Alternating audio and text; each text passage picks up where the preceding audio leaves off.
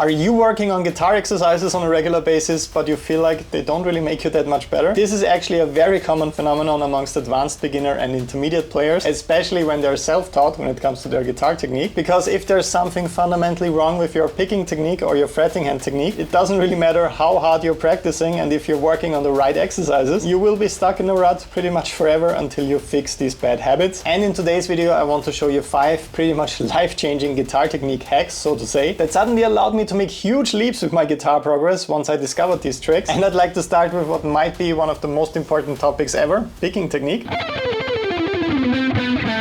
So when it comes to alternate picking especially, so always going down, up, and so on. Patterns like this, where you're alternating between 2 strings, are quite common. And if you have your palm placed on the bridge like this and you're mostly working with your wrist while you're picking, you won't really have to change your position quite that much, because in my case right here, the B and the E strings are very, very close together. So a lot of players develop the habit of completely anchoring with the palm whenever they're picking. When you look at me when I'm doing this, you won't really see or hear anything that's wrong about it when I'm playing on the B and on the E strings. But if you get used to always playing like this, so with your palm pretty much anchored in this position on the bridge, and you're playing a longer scale phrase that extends to the lower strings as well, you will run into this problem. So it will feel very, very awkward once you have to transition between more strings or simply just descend across the strings. That sounds absolutely terrible, and it also feels pretty bad. Let's analyze what's wrong with this approach and what's actually happening here. So when I'm starting on the higher strings, it feels pretty good, since that's what I did with the first couple of examples. I'm just playing on the high E and on the B strings, and it's perfectly fine to rest my palm right here and to not really move it at all. As soon as I get to the G string, it already feels a little bit awkward, but once I extend the phrase all the way to the low E string, it feels really bad. And this is actually a feeling a lot of my students on Patreon are describing. They feel pretty confident and in control on some strings, and as soon as they play on other strings, the picking movement feels wrong, the angle of the pick doesn't feel right, they lose control, there's a lot of string noise. And there's actually one really simple reason and fix for this. As you could see, if I'm mainly comfortable on the B and E strings, for example, and I anchor my wrist in this position, when I'm descending,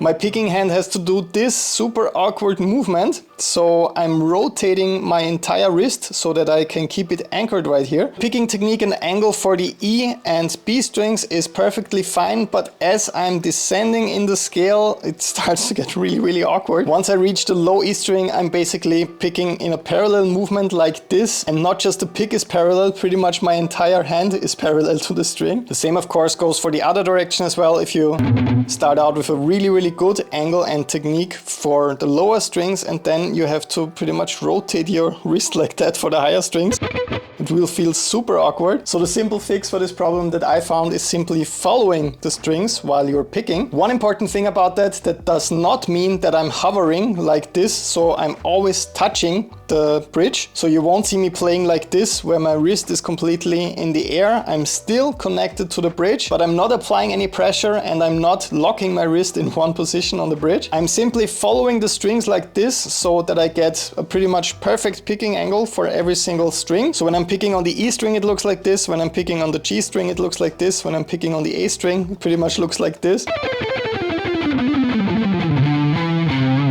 And the easiest and most effective way of practicing this is just doing what I just did. You pick a really cool scale, let's say the E Phrygian dominant scale, really good one. You play it across all strings with alternate picking, and you really focus on following the strings with your picking hand, no matter how fast it gets. Just like this. This is today's exercise number 1. Now, following the strings with your picking movement is the very important foundation when it comes to clean string transitions. But where things get really tricky is with inside and outside picking. Maybe you remember last week's workout. It was a really challenging one. In case you missed it, you're probably not subscribed. Would be a great idea to do this right now to get weekly free guitar lessons. With last week's workout, you had to work on a really tricky pattern. You often had to play a downstroke on a higher string, followed by an upstroke on a lower string, which is pretty much the most awkward picking movement ever for most guitar players. Just give this a try right now in case you have a guitar sitting on your lap. If you're playing a downstroke, followed by an upstroke on the D string, for example, that doesn't feel too great, and we're not that used to doing that. Of course, it's not that bad at this kind of tempo, but as soon as things are getting faster, it will feel quite strange, and especially as soon as you have to work with some string skipping as well. So last week's workout had a phrase like this. So a bit slower, it's a downstroke on the G string, then upstroke, downstroke, upstroke, downstroke, upstroke on the D string. And then the pattern is repeating with that downstroke on the G string.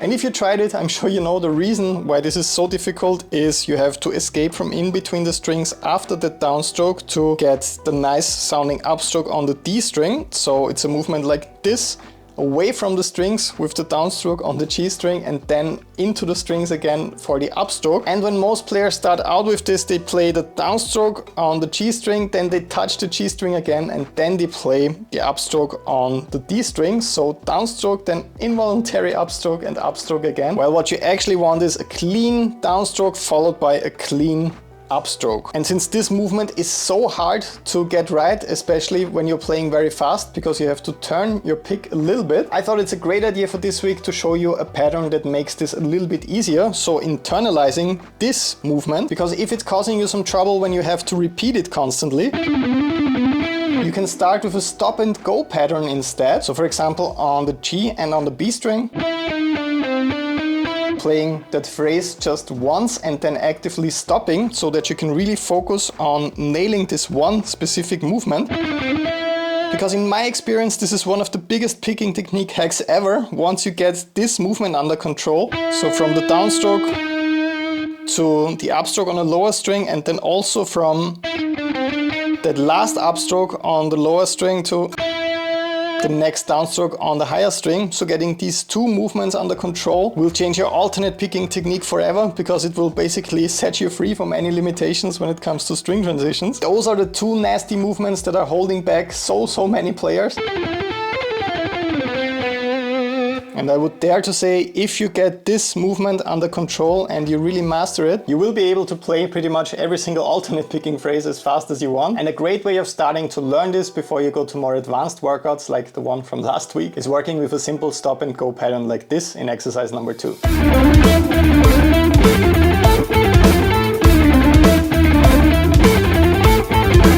My friend, if these exercises seem a little bit too fast at the moment or too tricky to master, please don't worry, they're actually much easier than they look. And to help you with mastering these pretty life-changing technique tricks as fast as possible, I also made much slower play-along videos for your practice routine. I also made backing tracks with and without my guitar, PDF tablature and guitar profiles. So once again, an entire weekly practice package for you. With these slow and fast play-along videos, you can practice together with me in every single routine. You just have to click on the video and you get some immediate visual feedback by practicing together with me on the screen. You can mimic the picking technique and the fretting hand technique you see in those videos, and that's the easiest way of making the fastest amount of progress in the shortest amount of time possible. It's basically like I'm in the room with you, practicing with you together. You can download them with the link down below in the description and in the first comment, patreon.com/bernd. On my Patreon page you can also find over 20 guitar courses and you can download them immediately. Every single member has access to them. My 30-day alternate picking masterclass, multiple music theory courses, legato courses, sweep picking courses, tapping courses,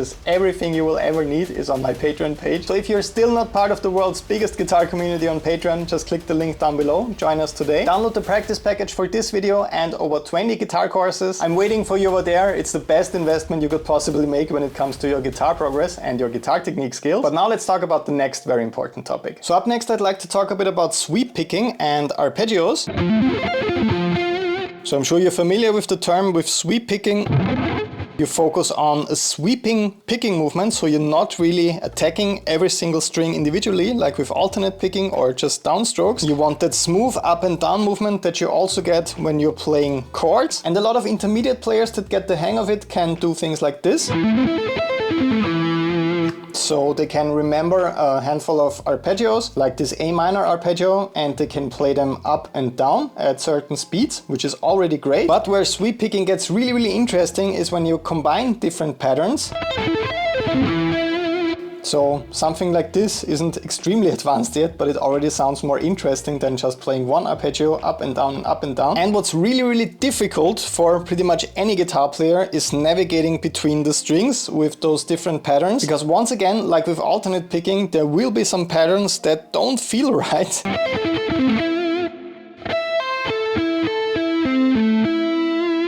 It's very tricky because you have to jump in between the strings and often skip strings. And when you do it for the first time, it will sound something like this.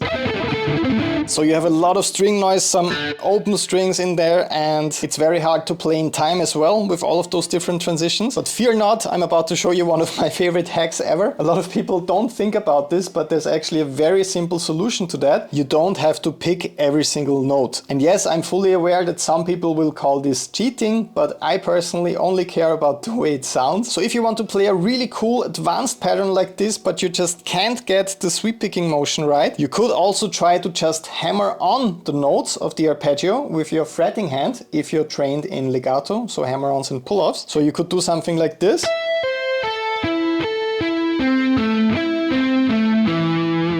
As you could see, I was just picking some essential notes in the arpeggio that I wanted to accent, like the first one, obviously, and a couple of other ones in there as well. And for the rest of the notes, I was simply hammering on with my fretting hand, so I wasn't picking those. Of course, to mimic the sound of sweep picking, I want to make sure that I don't get overlapping notes like this, so I clearly want to separate them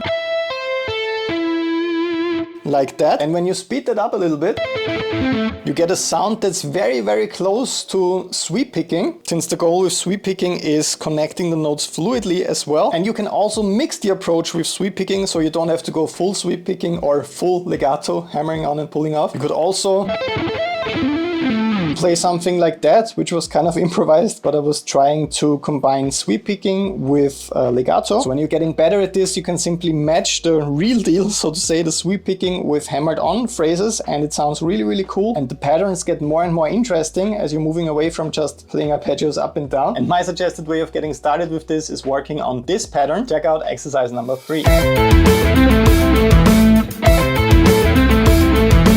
Alright, so the next topic also concerns the fretting hand. There's one bad habit that I talk about quite a lot on this channel because it affected me for a very long time, and I also see it a lot with my students on Patreon. One thing that we're all kind of guilty of is relying on our index finger way too much. So the index finger is pretty much the strongest one that we have, and most of us feel the most comfortable using it. Since it's the strongest finger, we have the bad habit of always pushing down with it, although we're working with different fingers. So when I'm playing a phrase like this, for example, most players would press down with their index finger for the entire duration of the phrase, although they just need it for the first note actually. So I could also just lift it after playing that first note, but instinctively we press down really hard with the index finger because it feels like we're helping out the other fingers while we're doing that. And that's a bad habit because you don't really develop finger independence that way. When I'm playing like this and I'm pressing really hard with the index finger, I'm not really feeling in control with my middle finger and my pinky finger that much. I mostly feel my index finger pressing really hard. But when I do this, so when I use my fingers individually, I can really train them and feel them individually, which is really important as soon as you dive into the world of legato, of course, where you will need to feel and control every single finger at higher speeds. But it's equally important for sweep picking and arpeggios and for alternate picking, because when you play fast scale phrases, you need to synchronize your hands. And and it will only sound clean if you synchronize every single picking stroke with the correct finger, and that gets very difficult when you're always pressing down really hard with one of them, right? So to actively work on that in your routine, I have a super simple exercise for you up next. You're just playing a very basic pentatonic phrase with hammer-ons and pull-offs, but you guessed it, you're not allowed to use your index finger at all. You have to work with your middle finger and your pinky finger exclusively for this phrase. And as easy as that sounds, you will see that it's not. I really want you to avoid using the index finger at all. So don't press down with it on the lower strings, although you can't hear it because you're playing a higher note with your middle finger. Still control yourself, do not use it.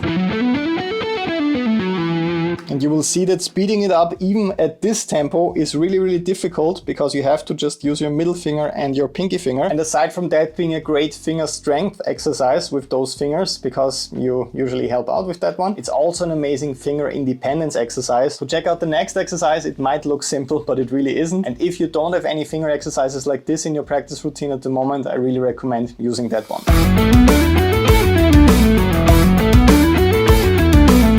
And for the last very important exercise, I would like to talk about the fretting hand thumb a little bit more. As I often said with this channel already, when it comes to very technical phrases, so not vibrato or string bending, just pure shredding, it's really effective to have your fretting hand thumb positioned behind your middle finger to get the most amount of stretching and control out of your fretting hand. So right here, when I turn around my hand, you can see that it's positioned around the area of my middle finger. And that's really good because I can stretch very far. When I move it up a bit, it starts to feel really awkward and imbalanced. Of course, when I have it sticking out like this over the neck, I can stretch at all. But what I want to talk to you about today is actually moving the fretting hand thumb, not just following a scale up and down like this, but moving across the neck like this in a horizontal way. So when I say following the fingers with your fretting hand thumb, I don't just mean like this. So when you're playing a scale, following your fingers up and down, I also mean like this, as you're playing higher or lower on the fretboard. Because when you're playing scales at one point, your biggest goal should be not just playing in a scale box and not just playing it up and down all the time. You want to connect more positions across the neck. And a lot of players that anchor with their fretting hand thumb kind of perform awkward movements with their fingers when they're playing here and then they're playing right here and the thumb stays in this position. So with this last exercise, I want to show you a workout where you have to play hammer-ons and pull-offs in a 4-note per string phrase, and you have to follow your fingers like this, so you can't grip the neck like that, which is a bad habit, especially when it comes to legato. So when I'm playing a phrase like this, where I have to move like that with my fretting hand, I want to make sure not to anchor with the thumb like that and to play here and then to play here and then here and here and so on. I really want to make sure to work with a very light grip and to move with my fingers so that my technique doesn't have to change. When we look at it from the other side, you can also see that quite a bit. So when you see guitar players struggling a little bit with legato phrases and their fingers look like this, so they're kind of changing all the time, it means that the thumb is simply locked in one position and the fingers are doing all the work. And as you can see, that results in a different kind of finger technique, different angles for different positions, and that also results in inconsistent licks and sounds across the neck when you always kind of have to fight your fingers and your wrist as you're playing. So when you're working on this last exercise, please pay close attention to your fretting and thumb and on a light grip so that you can follow your fingers. Check out this really cool 4-note per string phrase exercise. Alright, my friend, those are all the exercises and technique tricks I want to show you this week. Please don't forget to download your entire practice package I made especially for you by just clicking the link down below, patreon.com/burn. You can download the play-along videos of all these exercises at very slow and also faster tempos to challenge yourself. I made detailed guitar profiles with full instrumentation, PDF tab sheets and backing tracks with and without my guitar. Over there you also get access to over 20 guitar courses by now, so it's a great place to be. I'm waiting for you over there. Just click the link below to join us today. I'll talk to you soon. Greetings from Vienna and bye-bye.